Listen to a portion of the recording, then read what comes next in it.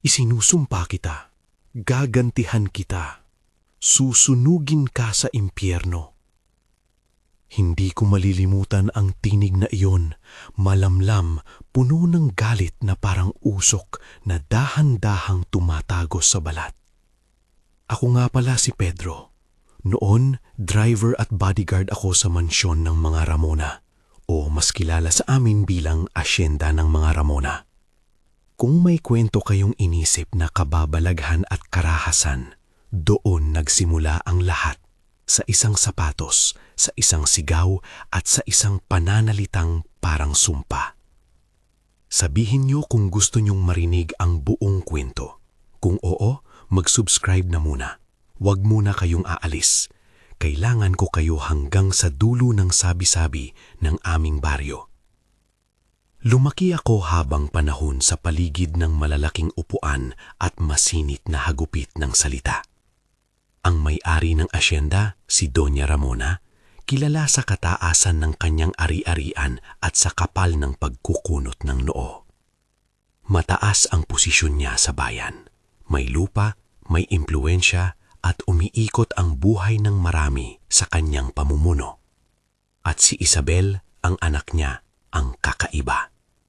Hindi siya mayaman sa ugali, may lihim o marahil sakit na kumukulong sa loob niya. Siya ang batang isinumpa ng bruha ayon sa kwento ng ilan. Para sa iba naman, biktima lamang siya ng kalupitan. Alam nyo, hindi madali ang magtrabaho sa asyendang iyon. May mga oras na tila ba ang lupa mismo ay may sariling paghinga. Ang hangin ay may dalang amoy ng mantika at lupa, ng pawis ng manggagawa at minsan ng mantika ng lampara na sinusugbit tuwing gabi. Madalas, ako ang naglalakad sa karerahan. May makinis na Amerikana at sapatos na kailangang linisin ng hindi napapansin ng may-ari. Si Isabel ay palagi kong kasama sa mga paglalakad na iyon, hindi sa opisyal na lakad, kundi sa mga sandaling umiikot ang mundo niya sa isang kakaibang lungkot na hindi maipaliwanag sa salita. Hindi agad nagsimulang kakaiba. Una, mga pang-aalipusta mula sa iba. Huwag ninyo siyang pipindutin, baka madumi. Bata pa, mag-ina kayo ng tungis. Maliit na bagay sa umpisa, ipinapasasok sa basurahan ang sapatos niya dahil medyo marumi daw. Pinahiya sa harap ng mga manggagawa dahil ang bihis niya ay hindi angkop sa pamilya. Hiyang-hiyang lamang ang pagpapaubaya ni Isabel. May mga luha, may tahimik na pagkalagot sa mga kamay na hindi mapipigilan. Ako, palagi akong nagmamasid. Hindi ako nakikipag-away dahil sa pwesto. Driver lang ako. Ginagawa ko ang sinasabing trabaho. Pero may pagkukulang sa kalooban na hindi maitatago. May malasakit ako sa batang iyon. Madalas akong nag-iiwan ng maliit na regalong pagkain sa kanyang kwarto.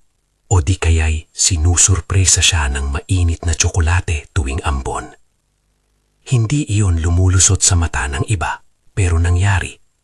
Sila, ang mga kapitbahay at manggagawa, bumabaling ang tingin sa kanya na ang damo raw ay nagmumula sa kanyang mga paa, hindi sa lupa. Sila, may mga bulong na kung ano raw ang pinapadala sa kanya na hindi dapat pinapakinggan ng mga matatanda. Ngunit kumakalat na parang usok. Paglipas ng ilang linggo, nagsimula ang mga senyales. Una, ang pangangati na hindi maalis, parang tila may palaging buhangin sa ilalim ng balat ng kanyang mga kamay. Minsan, nagigising siya sa gabi na nagkakamot ng napakabagsik na halos dugo ang pumapatak sa unan. 2 beses akong nagdikit ng malamig na tela sa kanyang noo na siya'y magdalang hina sa pagbahing-bahing, pero di iyon sapat. Pagkatapos, ang pagdudurugo ng ilong na biglaan at walang dahilan. Ngulit pinaka-nakatakot akin ang mga malalakas na hangin na pumapasok sa kwarto niya, hindi galing sa bintana, kundi parang humihigop sa loob ng dibdib niya at nagpapalabas ng panong tungkulan sa kanyang mga mata. Ang mga mata niya ay kumikislap, parang hindi siya ang anak ni Doña. Bago pa umabot sa pangamba ng bayan, Ginawa namin ang karaniwang bagay. Naghanap kami ng lunas. Humingi kami kay Mang Eusebio, ang tanyag na albularyo na siyan sa kabilang munting barangay. Siya ang taong pinapaniwalaan ng marami kapag may hindi maipaliwanag. Noong una, nagbigay siya ng pampahid at mga kulay ng halaman na inaalis sa kanyang lumang bag. Iniwan niya ito sa amin na may babala. Mag-ingat kayo. Hindi lahat ng sakit ay hinahatak ng hangin lang. Sumunod na araw ay bumalik uli. Nagdala ng mas malalim na obserbasyon. May mga palatandaan ng kulam. May nagsusubo ng kulam doon sa paligid. Sabi niya, habang hinahaplos ang kanyang bigote na parang sinusukatin ang bigat ng kumpas ng mga salita. Ayun ang simula ng mabigat na alingasngas. Ang sabi-sabi sa baryo ay mabilis kumalat. Kung ang unang paratang sa isang tao ay isang tawa at isang pagpihit ng mata, pagdaan ng ilang araw ay magiging hatol na. Napanood ninyo siguro sa mga pelikula, ang masasayang nag-uusap, ang mga naglalakad sa palengke. Sa amin, ganun din ang nangyari, basta may usapan tungkol sa mangkukulam. Unti-unti, ang bala ng mga salita ay humahawa sa mga tahanan. Aling Mirasol ang may sinasabi ng mga matatanda. Siya raw ang laging nakikitang pumapasok sa gabi. Ang matatandang iyon na parating may dalang halamang gamot ay biglang naging tampulan ng galit dahil maraming nagdarasal na ang kaginhawaan ni Isabel ay nasa kamay ng isang gumagaling at kapag hindi gumana ang gamot, dapat may sisihin.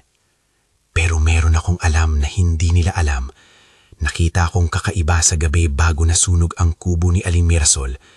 Nakita ko si Doña Ramona pumapasok sa loob ng maliit na silid na hindi dapat pinapasukan ng kahit sino. May kandila at tila may mga salita siyang binubulong na hindi ko maintindihan. Hindi ako nagtatahino ng hatol nun. Inilagay ko lang sa aking bulsa ang aking takot at inis na baka may kuhol lamang sa kanyang dibdib. Pero mga araw lang, ang mga buto ng usapan ay nagbunga ng isang malagim na desisyon. Isang gabi, nagising ako dahil sa sigaw. Hindi ko maipaliwanag ang tunog. Kakaiba, mataas na ilaw ng apoy at mga paa na tumatakbo sa gilid ng bakuran. Pagbukas ko ng pinto, nagulat ako. May isang grupo sa harap ng kubo ni Lola Mirasol, ilang manggagawa at mga kapitbaryo. Ang mga mata nila ay puno ng puot. Isang lalaki, halos sabit ang leeg sa galit, humawak ng latigo. Ang kubo ay napapaligiran ng apoy ng mabilis. Nakita ko si Aling Mirasol, tinatanggay ng mga kamay, hinahampas sa lupa. Mangkukulam, sigaw nila. Parang iyon ang sagot sa lahat ng sakit na nararamdaman nila. Hindi ako agad sumali, sapagkat alam ko kung ano ang kahihinatnan ng ganoong gawain. Mob justice. Alam kong hindi iyon hukom. Alam kong hindi iyon hustisya. Nilapitan ko si Isabel pagkatapos ng insidenteng iyon. Sa kanya, may takot na mas malalim pa kaysa sa pangkaraniwang takot. May mga sugat sa mga bisig niya na hindi ko alam kung paano nangyari. May mga marka. Hindi niya sinasabi kung ano ang nangyari. Ilang araw pang nagdaan bago siya nakatingin sa akin nang may isang tanong. Pedro, sino ang maggagawa nito sa akin? Hindi ko alam ang sasagot ko noon. Sa loob ko, ramdam kong may mas malalim na dahilan kaysa sa simpleng galit ng tao. Tinawag namin muli si Mang Eusebio. Nang dumating siya, dinala niya ang sarili niyang mga usapan at tradisyonal na pagsusuri. May mga butil na binasag at tiningnan niya ang kulay. May usok na sinundan at ang kanyang mga kamay ay kumikilos na parang naglalabas ng anumang lihim na natatago ng hangin. Ito ay kakaiba, ani Mang Eusebio, sa katahimikan. Hindi basta kulam lamang, parang may ipinapadala. Ipinakita niya sa akin ang ilang maliliit na bagay na natagpuan niya. Isang maliit na sinulid na may itim na hibla, ilang butil ng abo. Mga palatandaan na may halong ritual, sabi niya. Hindi niya sinabi ng diretso kung sino ang may gawa nito, ngulit tinitigan niya si Donya ng matagal sa hapon ng iyon.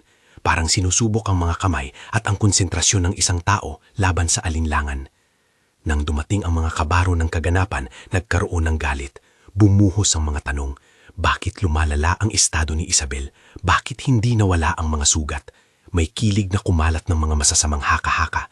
Bakit laging si Donya ang huling sumasagot sa pagkakalat ng sakit? Bakit lagi siyang nahuhuli sa mga gabi na pagtatanim at pagdodos? Hindi ko matanggap ang mga simpleng sagot. May ilang gabi na naramdaman ko na may tinatagong lihim ang mga mata ni na Donya. May malalamlam na pagngingiti kapag tumatalakay ng lupa at pag-aari. Siya ang tipo ng nanay na magbibigay ng kabuhayan, ngunit hindi alam ng Rami ang presyo. May isang tao na lalong nagpalubha ng sitwasyon, si Kuya Juanito.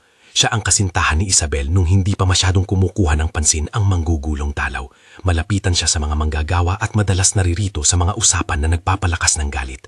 Nang magsimulang mamatay ang pag-asa sa mga bahay-bahay at dumami ang pag-uusap ng kulam, si Juanito ang unang taong tumindig at nag-utos ng paghihigante. Hindi tayo magpapaidalom, sabi niya nang napakataas ang boses. Kung sino man ang pumikit sa atin, sa kanila ang parusa. Mabilis siyang nagbuo ng grupo, mga lalaking may pulos tapang at pagkadeterminado. Para sa kanila, hustisya ang kaguluhan. Para sa akin, ito ang panganib. Kahit alam kong mali ang gagawin nila, may isang bahagi ng akin na naiintindihan.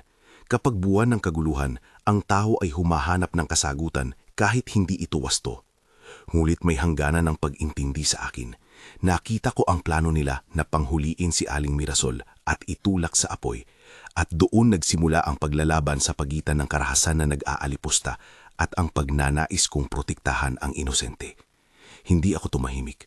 Lumabas ako sa gitna ng mga taong nagnangalit at inunahan ang paghatol ng lahat. Hinawakan ko ang braso ni Juanito at sinabing, hindi ito paraan. Huwag nating ipagkatiwala sa apoy ang hustisya. Ngunit binaliwala niya ako at tumalima sa kanyang bilis ng galit. Mga sandaling iyon ay nagbunga ng mas malalim na pagkakasugat sa aming bilang komunidad. Nang sunog ang kubo ni Aling Mirasol, nung hang pumailan lang ang mga takip ng uling sa hangin, mas lalo pang lumandya ang pagkakawatak-watak. May mga lumabas na nagsasabing nakita nila ang matandang babae na naglakad palayo ng tila hindi nagmamadali. May nagsasabing may nakita silang anino sa gilid ng bintana. Anong anino iyon? Hindi naging maayos ang palatandaan. Ang usok ay naglulutong sa ating mga ilong. Ang amoy ng nasunog na kahoy ay nagmistulang alaala na hindi madaling mabura. Sa mga gabi pakatapos noon, nagmasid ako ng husto. Huwag ninyong isipin na takot lang ang aking nararamdaman. May pagkautang din ng loob sa batang iyon. Bawat night watch ko ay puno ng alingaw-ngaw na mga hakbang at ng mga pagdadalang pananakit sa loob niya. Kadalasan, nakita ko si Isabel na nag-iisa sa loob ng balkonahe ng kanyang kwarto. Hawak ang lumang laruan na tila walang halaga at ang kanyang mga mata ay nakaawang parang naghahanap ng kautusan mula sa isang mas malaki pa sa atin. Sa gitna ng mga bulong-bulungan, may mga pagkakataon na nanunog ang aking puso sa galit. May isang gabi na napilitan akong sundan ng mga bakas ng kandila na nagmumula sa loob ng tahanan ni na Donya. Hindi upang magsisi, kundi upang malaman. Hindi ako pumasok sa pinto, nagtagpo lamang ang aking mga mata sa isang bintana. At doon, sa loob, nakita ko ang aninong naglalakad. May isang babae na tila nag-aayos ng ilang bagay sa mesa. Mga hibla, ilang damit at isang maliit na palayok na may nakahikbi na parang lumang tsokolate. Hindi ko alam kung ano ang nasa isip ko noon, pagkawatak, pag-aakala o pagnanais na hindi maniwala sa aking nakita. Ngunit may lumabas na mensahe sa utak ko. Hindi lahat ng gawaing mahiwaga ay galing sa labas.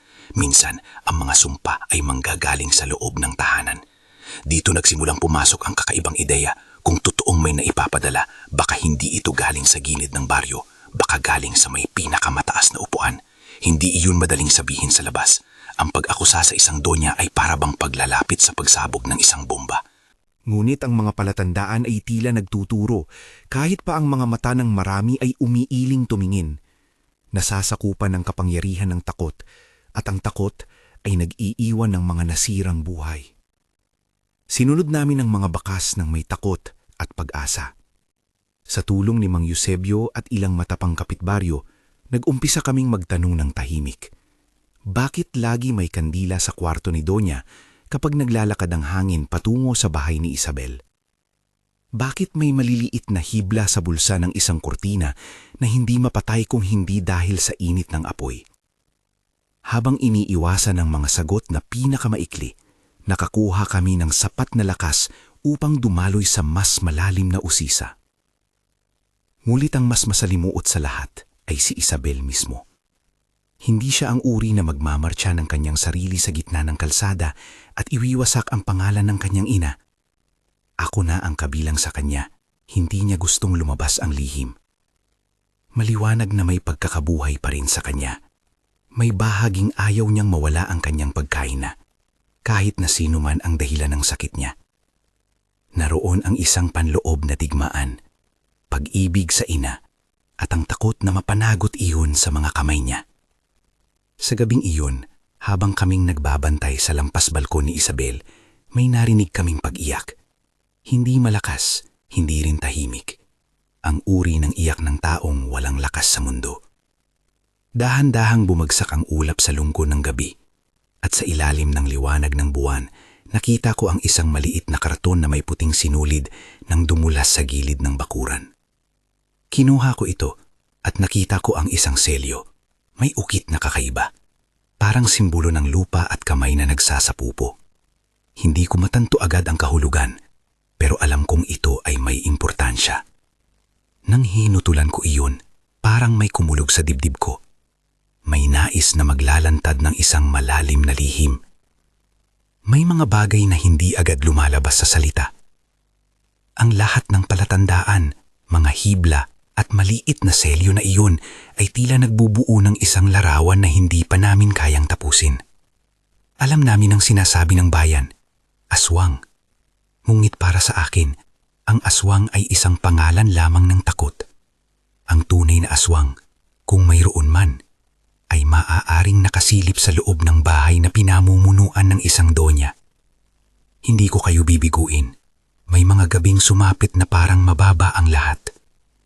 Nakita ko ang mga manggagawa na umiiyak, ang mga babae na naglilinis ng mga sugat ni Isabel sa likod ng mansyon na para bang pagtatakip lamang sa isang mas sumalaking pagkakabukod. May mga pagkakataon na nais ko nang lumuhod at sabihin sa may kapal na pahintuin ng lahat ng ito. Napigilan ang salitang naaabot ng mga taong nag-iisip na sila ang may karapatang maghatol. Ngunit alam ko na ang panalangin ay hindi laging agad na nagbabago ng mga pangyayari. Kaya kami naghanap ng katibayan. At dito humahantong ang susunod na sandali. Isang lihim na gawain na maingat nating sunubaybayan. Ang gabing iyon ay panimulang pagtatangka namin sa paghukay, hindi ng bangkay, kundi ng katotohanan. Ito ang oras na ilang puso lamang ang nagsabi ng oo. Kami ay nagtipon. Ako, si Mang Eusebio, si Chris, isang kabaro at matapat na katulong, at 2 binatang nagtatrabaho sa asyenda na nagtataka rin sa paglala ng kondisyon ni Isabel. Hindi namin sinuswerte ang gagawin namin, maingat kami. Hindi kami magpapakilala sa sinuman. Nagtungo kami sa isang madilim na bahagi ng sakahan kung saan may maliit na lutong imbakan ng mga lumang gamit. Doon kami umuupo sa dilim na parang mga taong nagbabangon ng alaala. Kung may talagang proseso na nangyayari, dapat may bakas, sabi ni Mang Eusebio habang iniikot ang maliit niyang lampara at binubusisi ang lupa. Si Chris naman ay nagdala ng lumang pluma at isang maliit na kahon na may mga puting tela. Masakit makita ang bata na yon, bulong niya. Hindi dapat nangyayari ito sa mundo. May katahimikan kami at ang tanging tunog ay ang pag-iba ng hangin at ang mga kuliglig na tila nagsasabing may oras na nalalapit. Doon namin nakita ang unang malinaw na pahiwatig, isang lambong ng tela na nakadikit sa ilalim ng isang lumang tabla. May amoy itong maalinsangan at may maliit na bakas ng abo. Inangat namin ito ng dahan-dahan at dooy may natagpuang maliit na pakete na nakatali ng sinulid. Hindi kami nagbukas agad. Nang niyakap ni Mang Eusebio ang pakete at sinilip sa ilalim ng liwanag ng kanyang lampara, tumigil ang ating hininga. May ilang hibla ng buhok, may ilang butil ng itim na pulbos at isang maliit na piraso ng papel na may sulat na mahirap basahin dahil sa usok. Hindi ito gawa ng baguhan. Tahimik na sabi niya, may simbolo, may intensyon. Hindi ko alam kung anong saloobin ang dapat kong ipakita, pero sa puso ko may lumabas na malamig na katanungan. Kung totoo man na may sinumang nagpadala ng sakit kay Isabel, sino ang may karapatang gawin iyon? Hindi sapat ang tuklas na iyon para agad na magtapos ang lahat. Nagbalik kami sa mansyon ng may mabigat na puso, ngunit may bagong enerhiya, hindi kami basta bumitaw. Ang katibayan na iyon, maliit man o malaki, ay parang apoy na muling pinasiklab ang aming pagnais na malaman ang katotohanan. Sa sumunod na mga araw, nag-iba ang mga mukha sa asyenda, may mga nagmumukmok, may mga umiurong. Kasabay ng pagdaroy ng impormasyon, dumami ang mga nagtatakip sa paligid. Si Isabel, sa loob ng kanyang silid, ay nagiging mahina, ngunit may mga mabilis na sandali ng kaliwanagan. Tumitingin siya sa labas, humahaplo sa lugar kung saan siya minsang naglaro noon at napapailing, parang may nakikitang pang-ukol sa kanyang inaharap. Parang may pag-asa sa likod ng kanyang mga mata, ngunit pinipigilan ito ng isang mabigat na anino. Araw-araw, ako ay nagiging mas determinado, hindi na lamang dahil sa pagmamalasakit, dahil sa responsibilidad. Bilang taong nagpabantay sa kanyang buhay, hindi ako pwedeng manahimik. At habang nag-iipon kami ng mga piraso ng katibayan, isang tanong ang patuloy na kumakatok. Hanggang kailan tatanggapin ng bayan ang madaling hatol? Kailan aalisin ng takot ang klarong pagtingin sa mga kabiguan? Ang sagot, hindi pa namin hinahawakan. Ngunit may natitiyak ako. Ang ating mga susunod na hakbang ay maglalantad ng higit pa sa akin at sa inyo na nagmamasid lamang. Dito muna nagtatapos ang aming unang paghahanda. Marami pa kaming dapat ilantad at iba pang tao ang magpapasok ng kanilang sarili sa laro. Mga taong magpapasya ng kapalaran at mga taong magigiba dahil sa katotohanan. Ngunit bago pa man kami maglusong sa dilim na mas malalim, may isang pangyayaring hindi namin inasahan ang susunod na gabi. Isang pag-atake ng galit na hindi na namin kayang pigilan. Ang gabing iyon hindi na lang sigaw. Ang gabi ay naging dagok ng mga paa at ng bakal na tumatama sa pinto. Narinig ko agad ang pag-uunahan ng mga tinig. May nagmamadali, may nangingilid na pag-iyak, may mga sanbit na tila ba nakasasalalay ang buong mundo sa sunod na hakbang nila. Si Juanito, galit, naglalakad ng parang may hawak sa dibdib na apoy. Kasama niya ang ilang lalaking biglang lumabas mula sa madilim, dala ang mga bakal at latigo. Sila ang mga taong hindi na naghintay ng hustisya sa hukuman. Sila ang mga naniniwala na sa bisig nila nagtatapos ang kasalanan. Lumabas kami. Ako, si Chris at si Mang Eusebio. Tulad ng mga taong pinagpapahingahan ng isang hindi maipaliwanag na obligasyon. Di namin hinahangad ang bangayan, pero hindi rin kami papayag na basta-basta nilang sindihan ang pangalan ng isang tao. Tinungo namin ang mga kamay ni Juanito. Sinubukan kong humawak sa kanyang braso at tiisin ang init ng kanyang titig. Tigil ka na, Juanito. Sabi ko, hindi ito ang paraan. Kung may sala, may daan ang batas. Tumayo siya at sa isang iglap nagbago ang kanyang mukha na para bang ang galit ay hindi na nagmamay-ari sa kanya, kundi siya ang naging daluyan ng isang bagay na mas matanda pa sa kanyang katawan. Hinila niya ang kanyang kamay. Nag-umpisa ang sapakan. May naglaban-laban na sigaw. May mga boses na napuno ng takot. May isang latigo na tumama sa lupa. May palakol na hinawakan ng isa sa mga lalaki. Ang lahat ng iyon ay nagdala ng isang kadena ng kaganapan na hindi namin sinasadya. Sa gitna ng kaguluhan, may sandaling nagtagal ang mundo sa isang malambot na pag-untog ng liwanag. Ang ilaw ng mga lampara ay tila pumili ng isang sentro at doon ko nakita si Doña Ramona. Nakita ko ang babaeng dati kong sinasakyan ng kotse para pumasok sa opisina. Ngayon ay nakatayo, mukha niya nakakubli sa mga anino, mga kamay niya nakayuko. Hindi ko alam kung ano ang pumukaw sa kanya, pero sa kanyang mga mata, nakita ko ang isang uri ng pagkapahiya at sa susunod na saglit, isang matinding determinasyon. Naglalakad siya papunta sa gitna ng mga tao at naglabas ng isang tinig na hindi ko inaasahan, mababa, ngulit malinaw. Huminto kayo, ani niya. Huwag ninyong gawin ito. Tila ba may malaking puwersa ang kanyang paglapit. Hindi sapagkat siya ay may umiikot na kapangyarihan sa baryo, kundi dahil ang salita ng isang may-ari ay may bigat na nakakabit sa dati nilang nakasanayan. Ngunit ang katotohanan, ang galit ay hindi napapatahimik ng simpleng salita.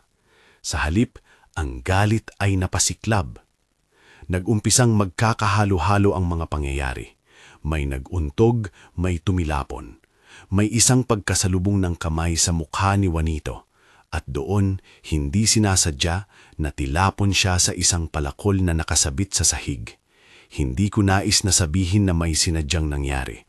Ang tunay, ang palakol ay nahulog at ang dulo nito ay tumawid sa buhay ni Juanito sa paraang mabilis at marahas. Sumabay na ang hiyaw at ang pagdagundong ng mga sapatos sa lupa. Sa loob ng ilang saglit, ang katahimikan ay pumailang lang habang ang mga tao ay nagtitigan, pumikit at may ilan na nagtakbuhan palayo. May tumawag ng pulis. Kung may isang bagay na nagpalamig sa amin, iyon ang mahinang tunog ng sirena na papalapit. Dumating ang mga alagad ng batas, dala ang matigas na mukha at mga kumpas ng kamay. May nag-umibig na sumigaw ng mga tanong, may ilang umiiyak. Nakasentro sa pagitan namin ang bangkay ni Juanito. Hindi ko muna ilalarawan ng detalyado ang kanyang pagkasugat dahil hindi iyon ang punto ng kwento. Ang punto, ang paghahangad ng paghihiganti ay nagdulot ng kamatayan. At ang kamatayan na iyon ay hindi lamang kumain ng isang katao. Kumain din ito ng katahimikan ng isang buong baryo. Agad na sinalisi ng mga pulis ang kaganapan. May mga inalok na salaysay, may mga saksi. Ang kanilang pagdating ay nagbigay daan sa isang opisyal na investigasyon. Sa loob ng bahay ni Donya, tumingin sila ng seryoso. Sumilip sa mga kwarto, kumuha ng mga bagay, naglista ng mga bakas. Ikinalarat namin ang aming mga natuklasan, ang mga hibla, ang selyo, ang maliit na pakete na napulot namin sa imbakan. Pinag-ugnay namin ang mga ito sa mga gabi na nakita ko si Donya na nagbubulong sa loob. Hindi inaasahan, may mga elemento na nagpasaring sa amin, pero hindi pa rin sapat para maghatol na isa siyang mangkukulam sa pamamagitan ng mga mata ng batas. Si Donya ay dinala sa istasyon para sa paglilinaw. Doon, nang makita niya ang mga mukhang nalilito at nagkukumahog, nakita ko sa kanya ang pagbibigay ng isang katahimikan na may bigat. Hindi siya matatakutin ng simpleng pagdadala sa presinto. Ang kanyang katahimikan ay parang isang bulong na may sariling plano. Habang umiikot ang mga tanong ng pulis, saan siya noong gabi ng mga sigaw, bakit may mga kandila sa kanyang kwarto? Tumitig lamang siya sa mga mata ng isang taong parang may piniling parusa. Hindi niya itinanggi ang kanyang mga kilos. Minsan, nagkunwaring naglalakad lamang siya para tingnan ng hangin. Ngunit ang mga tao sa baryo, lalo na ang mga nanghihinayang sa pagkawala ni Juanito at ang mga inis ng matinding pang-api kay Isabel, ay di makamalay na may unti-unting pag-iisip na ang sagot ay mas malalim pa. Kung hindi siya, sino? Ang pag-imbestiga ay hindi naganap lamang sa istasyon. May mga gabi na kami, ako at si Mang Eusebio at si Chris na nagpunta sa bahay ni Donya ng tahimik. May mga lamat sa mga kurtina, may mga hibla ng damit na hindi tugma sa kanyang mga uso. May mga sinat na nagpakita ng kakaibang pagkakasunod-sunod ng mga bagay sa kanyang silid. Hindi namin aabot na sabihin na meron siyang intensyong sakta ng anak niya. Ang panibagong tanong ay, bakit gagawin ng isang ina iyon?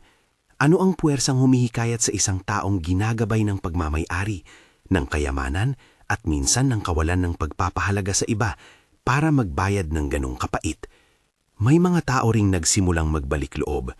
Isang gabi, isang babae sa aming pangkat, si Aling Mirasol, na nakaligtas sa sunog, lumapit sa akin at may hawak na isang supot ng mga halaman. Nitong mga panahon iyon, siya ay tahimik at may malalim na sugat sa kanyang pagkatao. Tahimik siyang nagbalik sa amin ng mga bagay na dati niyang iniwan. Hindi lamang mga halamang gamot, kundi mga alaala.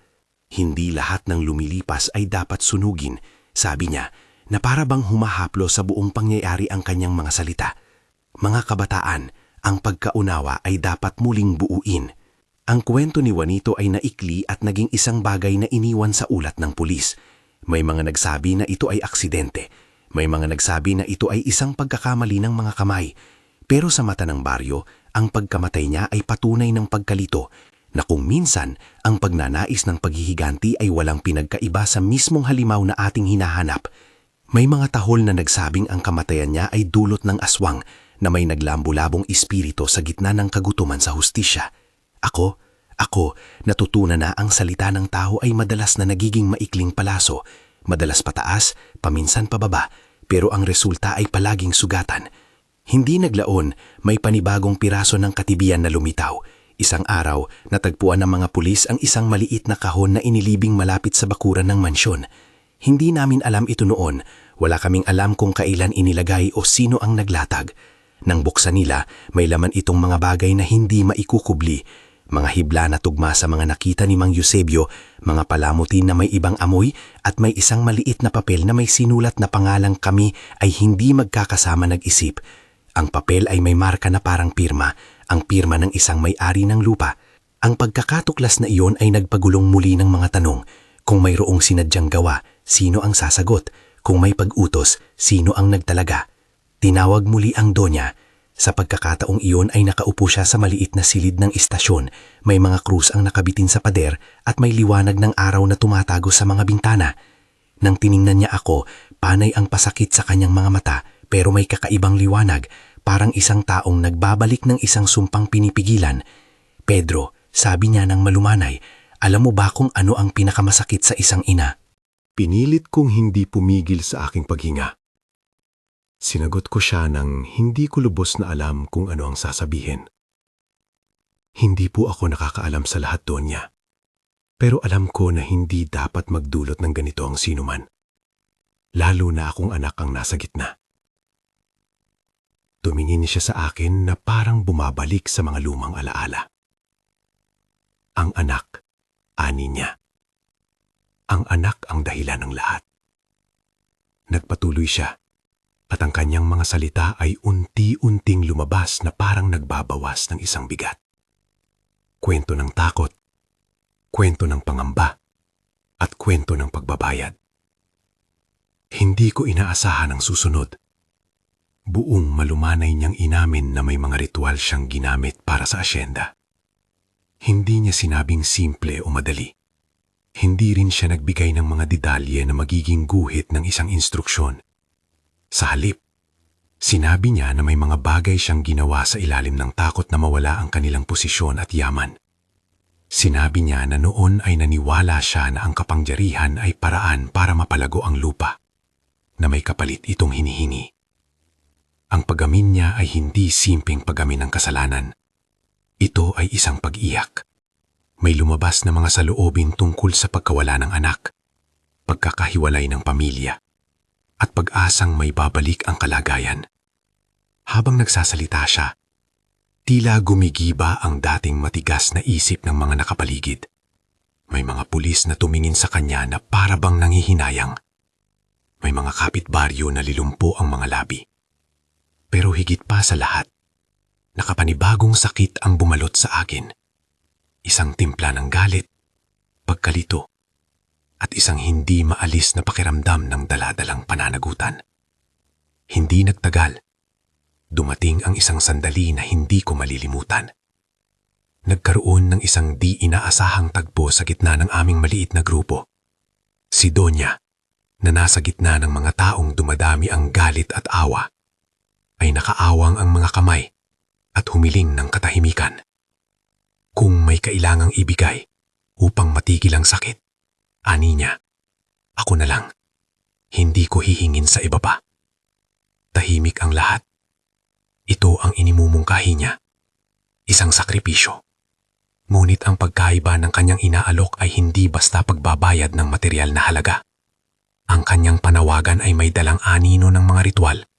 Isang bagay na hindi namin dapat palakasin. Ngunit gayon paman, nagkaroon ng pagbabago sa sarili niyang pagkatao. Ang paghahayag ng Donya ay nagdala ng dalawang magkaibang dagok. Ang isa ay ang katotohanan na may ginawang mali. Ang isa pa ay ang tanong kung dapat ba siyang pahintulutan na magbayad. Maraming pumuri sa kanyang handog. Marami rin ang nangingit-ngit. Paano haharapin ang isang tao na sumasagot sa kasalanan sa paraang nag-aalay ng sarili? Iba-iba ang pananaw. May nagsabing ito ay totoong agsisisi. May nagsabing ito ay pag-iwas sa batas. Sa mata ko, ang pinakapusod ng usapin ay hindi kung sino ang magtatakda ng parusa, kundi kung ano ang ibig sabihin ng hustisya sa isang baryo na may sugat na hindi madaling pagalingin. Ang pulis sa kabutiang palad ay hindi nagpaubaya sa isang ritual na maganap bilang isang lehitimong paraan ng pag-aareglo. Ang batas ay dumating at nagkahati ang damdamin. May mga formal na investigasyon, may mga testimonya, at may mga papeles na kailangang punan. Ang mga hukom at abogado ay unti-unting naglaman ng mga salaysay. Ngunit hindi lahat ng sakit ay nalulunasan ng papeles at pusas. Ang sugat sa puso ni Isabel ay hindi maghihilom dahil sa isang desisyon ng korte. Kailangan ng oras at may kailangang paghilom na nanggagaling sa katahimikan at pangunawa. Habang umiikot ang investigasyon, may mga pagbabago na nagsimulang mangyari sa mansyon. Si Donya ay dahan-dahang nag-alis ng sarili mula sa mga karaniwang gawain. May mga linggo na hindi siya lumalabas, May mga oras na ako ang tumitimbre sa pagpapaayos ng ilang bagay. Ang mga manggagawa na dati takot-takot sa kanya ay unti-unting nakiusap na maibalik ang kanilang dangal. Pinuntahan namin ang pamilya ni Aling Mirasol. Nagbili kami ng bagong kahon para sa kanyang tahanan. Pinagawa ang kanyang kubo na nasunog, hindi para itakip ang sala, kundi bilang pagkilala na may dapat ibalik. Kahit ganoon, hindi nawawala ang perpektong tanong. Sapat na ba ang mga gawaing pantugon para sa isang pagkawasak ng pagkatao? Isabel, sa kanyang kalagitnaan ng hilom, ay nagpakita ng mabagal ngunit siguradong pagbabago. Hindi agad nawala ang mga sinapit niya, ngunit may mga sandali ng kaliwanagan, mga sandali na parang may liwanag na unti-unting dumadaloy mula sa loob. Sa araw-araw na pag-aalaga ko sa kanya, nakita ko ang mga medyo maiikling ngiti na dati ay hindi ko akalaing makikita na muling sumilip. Nagkaroon ng pagkakataon na humawak siya ng aking kamay at sinabi, "Pedro, salamat." Ito ang mga salita na tumagos sa akin ng higit pa sa anumang hukom o pulis. Hindi ako ang nagligtas niya, hindi rin ako ang may karapatang magpasya para sa kanyang kaluluwa. Ngunit sa pagkakalinga at sa pagiging kasama niya sa gabi-gabi, may isang uri ng walang imik na pag-ibig ang unti-unting lumago. May isa pang pangyayari na kailan may hindi ko malilimutan. Isang gabi may humalakhak na hangin at sa ilalim ng malabong buwan ay nakita namin ang isang liwanag na natanggay ng hangin, parang parol na lumilipad. May mga kanlungan ang lumapit sa amin at nagkwento ng mga kwento ng aswang, kung paano sinasabi ng matatanda na ang aswang ay hindi lamang katawan na nagiging gabi, ito ay isang sagisag ng mga lihim na hindi inamin. Ang baryo namin, sa mata ng ilan, ay nabuo ang kanilang sariling mitolohiya. May nagsabi, kung aswang man o hindi, may puwersa tayong hindi maintindihan. Ako sa panahon iyon, natutong tumango na lamang. Ang isa sa pinakamahirap na bagay ay ang pagpasok sa pagitan ng dalawang mundo, ang mundo ng kahulugan at ang mundo ng batas. Habang patuloy ang paglilitis at ang mga usapan, may mga maliliit na milagro nangyari. Maliit, hindi madaling patunayan, ngunit ramdam ng maraming tao. Si Isabel ay nakangiti ng hindi na lamang isang sandali, nakakatawa pa minsan. Ang gaba ng kanyang paghinga ay dahan-dahang lumuwag, at sa ibayong dagat ng mga sugat, ang kanyang katawan ay unti-unting bumalik sa isang uri ng lakas. Lumabas siya ng kanyang kwarto at naglakad sa bakuran. Unang hakbang na matagal na naminis ng marami. Ang simpleng paglalakad na iyon ay nagdulot ng tawa sa ilang manggagawa. May mga luhang sumulpot sa kanilang mga mata na hindi dahil sa pangungutya, kundi dahil sa tuwa. Ngunit hindi nawawala ang bakas ng kamatayan ni Juanito sa amin. Ang aking puso ay nabalot pa rin ng bigat. Ako'y nag-aalala sa aking papel. Paano kung ako ang nakapigil ng mas marami pang dugo? Paano kung ako ang may parte sa pagkagulo? Nakipagbuno ako sa mga tanong na iyon gabi-gabi. Sa huli, natutunan kong ang isang tao ay hindi dapat mabuhay sa isang dila ng palakol. Ang isang tao ay dapat magsikap na hindi magpakalat ng galit. Natutunan kong magkaroon ng pananagutan hindi bilang tagapangalaga lamang ng isang pamilya na mayaman, kundi bilang tagapagtanggol ng isang buhay. Sa panahon ng paghihilom, may pagbabago ding nangyari kay Donya. Hindi ko maipaliwanag kung ano ang gumising sa kanya. Marahil ang kahinaan ng kanyang mga mata. Marahil ang bigat ng pagkawala. Ngunit makikita mo, ang isang taong noon ay pinaghaharian ng mga tao, ngayon ay naglalakad sa gitna ng mga manggagawa na walang taas ng tingin. Nagbigay siya ng kanyang lupa dahan-dahan sa mga taong may pangangailangan. Hindi niya ito pinalaki sa isang araw. May mga hikbi na pumalaman sa kanyang mga galaw at minsan ay nag-iisa siyang umiiyak sa loob ng kanyang silid. Ngulit may kapwa ding kusang humahawak sa kanya. Siya ay hindi hinanap ng puot, hinanap niya ang pagpapatawad. Doon, sa isang tahimik na umaga, nang may mga babasag na sinag ng araw na sumilip sa bintana, nagpunta kami sa isang maliit na simbahan. Hindi ito malaking pag-alaala sa publiko. Ito ay isang simple at tahimik na pagdiriwang. Si Donya, sa harap ng ilang piling tao, ay nagpakita ng pagkilala sa kanyang nagawa, hindi upang umiwas sa parusa, kundi upang magbalik loob. Ito ang aking hatol, ani niya, na may boses na may pag-aalangan. Kung may kailangang magbago, sisimulan ko yun sa sarili ko. Hindi ko babayaran ang aking mga kasalanan sa buhay ng iba. Kung may kapatawaran, hilingin ko sa inyo na samahan ninyo ako. Sa oras na iyon, may isang maliit na kamay na pumihit sa aking kamay. Si Isabel ang nakaawang sa akin. Hindi ko alam kung anong klaseng pag-ibig ang tumubo sa pagitan namin. Hindi ang malakas na romansa ng mga pelikula, kundi isang tahimik at matibay na pag-unawa. Ang dalawang taong pinag-isa ng trahedya, ng pag-aalaga at ng isang pagbabagong loob. Dahan-dahan niyang inilapit ang kanyang mukha sa akin at sinaping, "Pedro, hindi na natin mababago ang nangyari, pero pwede nating ayusin ang susunod." Hindi ko inakala noon na mawawala ang mga dating tanong na nagpapatigil sa akin. Dungit sa mga sandaling iyon, naramdaman ko ang isang uri ng kapayapaan. Lumipas ang mga buwan. Ang asyenda na dati sentro ng mga alitan ay naging lugar ng unti-unting pagbuo. Pinangunahan namin si Isabel sa pag-aalaga. Hindi siya agad na naging may-ari, pero siya ay lumahok sa mga usapan. Pumapasok sa maliit na silid kung saan pinagpapasyahan ang kapalaran ng mga tao. Nagkaroon kami ng mga pulong kung saan ang natawag ay hindi langon pagpapaayos ng material na gamit, kundi pagpapaayos ng dangal ng mga manggagawa. Hindi kami nangakong biglang yaman. Nangako kami ng pantay na sahod, ng seguridad sa trabaho at ng mas malaking boses para sa mga karaniwang taong gumagawa ng lupa. Si Donya, sa kanyang tahimik na paraan, ay nagbigay ng pondo para sa mga programang panlipunan. Hindi bilang pamamaraan ng pagtakip, kundi bilang isang paghahabol sa pag-ayos. May mga hindi naging madali. May mga kapitbaryong hindi pa rin nakakaiwas sa mga bulong-bulungan. May mga pamilya na hindi pa rin nakakalimot sa nangyari. Nungit may isang bagay na tumibay, ang pagnanais ng bayan na hindi umubra sa puot. May mga natutuhan kami na ang sistemang panlipunan ay kailangang baguhin mula sa ugat, hindi lamang sa pagbibigay ng paliwanag, kundi sa pagbuo ng bagong paggalang.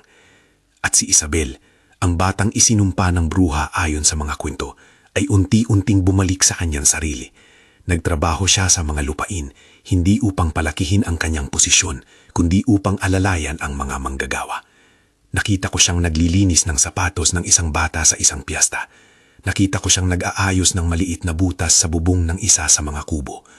May mga sandali na nakangiti siya ng tahimik at may mga sandali rin na umuulan ng kanyang mga mata habang siya ay nag-iisip ng kanyang nakaraan. Sa paglipas ng panahon, may pagkakaayos sa amin ni na Isabel na layo nagpapatibay ng aming damdamin. Hindi kami nagmamadali. Ang pagmamahal namin ay isang bagay na lumago sa pag-aalaga at sa paghawak sa mga suliranin ng magkasama. Hindi ito isang kwento ng instant na kaligayahan. Ito ay isang kwento ng dalawang taong natutong maghilom dahil sa pagharap sa mga sugat. Naging bahagi ng tugon namin ang pagtatayo ng isang tahanan para sa mga anak ng mga manggagawa. Isang maliit na paralan kung saan may kaalaman tungkol sa pagtatanim, pag-aaruga at higit sa lahat, respeto sa kapwa. Pagdating ng anibersaryo ng insidente, 1 taon mula nang masunog ang kubo, nagtayo kami ng maliit na seremonya hindi bilang pagdiriwang ng trahedya, kundi bilang paggunita at pag-asa. May mga lumapit at nagsabing ang mga bagay ay nagbago. May mga nagsabing ang asyenda ay naging mas mapayapa. Ngunit hindi mawawala sa puso ko ang mga tanong. Ang pasakloob ng lahat ng iyon, naroon ang isang maliit na sigaw ng pagbabago. May isang gabi, makalipas ang ilang taon, na ako at si Isabel ay naglalakad sa gilid ng palayan. Ang hangin ay malamig at may halong amoy ng lupa. Umupo kami sa isang lumang bato at si Isabel ay kumurot ng malambot na tawa. "Alam mo, Pedro," ani niya, "marami pa rin ang nagsasabi na ako ay binabantang aswang noon. Pero para sa akin, ibang kwentong iyon. Para sa akin, iyon ang oras na nakita kong sino ang tunay na nagmamahal sa akin. Dumating sila sa mga oras na ako'y huyang-huya na." Tumingin ako sa kanya at inilihim sa sarili ang mga naiwang alaala, ang mga gabi ng pag-aalaga, ang mga sigaw, ang pagkamatay ni Juanito, ang pagpapakawala ni Tonya. "Alam kong marami pa ring sugat," sabi ko, "pero nakikita ko rin ang pag-asa. Sa mga bagay na hindi natin kayang kontrolin, natutunan nating umaksyon sa mga paraan na hindi mamamatay sa dugo." Ngumiti siya at idinikit ang kanyang ulo sa aking balikat. Ang layo sa amin noong una ay napalikan ng mapayapang pagtatanong sa isa't isa. Hindi kami perpekto, hindi rin namin itinago ang mga pagkakamali, Pero may isang bagay na nangyari. Natutunan naming humarap sa kaguluhan na hindi ginagamit ang galit bilang sandata. Ang dulo ng kwento namin ay hindi isang malakas na paghatol o isang kataas-tasang kapatawaran. Ang dulo ay may katahimikan at ang pag-asa na ang susunod na henerasyon ay hindi na muling magbabakasakali sa pagkamuhi. Ang asyenda ay unti-unting nagbago. May mga bagong pulong ng komunidad, mga bagong paraan ng pag-aalaga at mga patunay na ang yaman ay hindi lamang sa lupa, kundi sa kung paano mo pinahahalagahan ang bawat tao.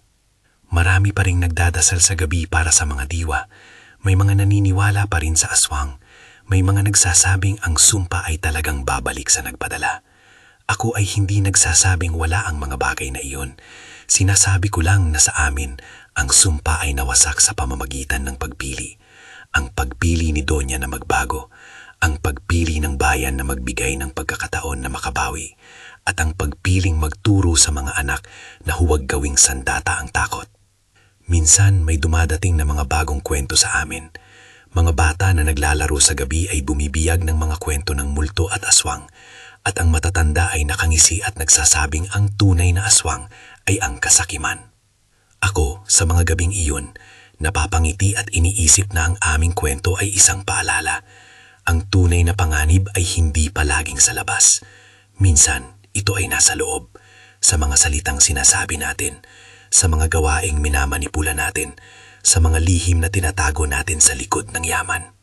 Hindi ko sinasadyang maging bayani, hindi ko rin pinupuri ang sarili ko.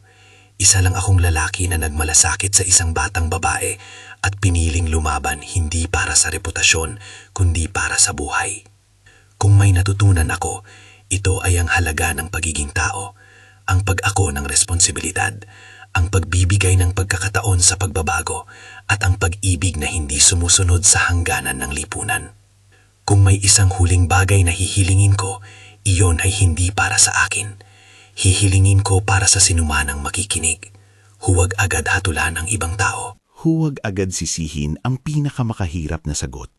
Minsan, ang tunay na aswang ay hindi isang nilalang sa gabi. Ang tunay na aswang ay ang kawalan ng awa sa puso ng tao.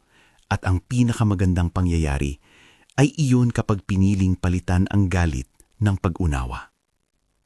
Kung may gustong sabihin, kung may kilala kayo na may kasaysayan ng ganitong klase, kung naniniwala kayo sa mga tunay na kwentong bayan o hindi, sabihin ninyo sa komento. Ibahagi ang video na ito sa iba. At kung gusto ninyo ng iba pang tunay na kwento na ganito, i-like at mag-subscribe. Maraming salamat sa pakikinig sa aking kwento.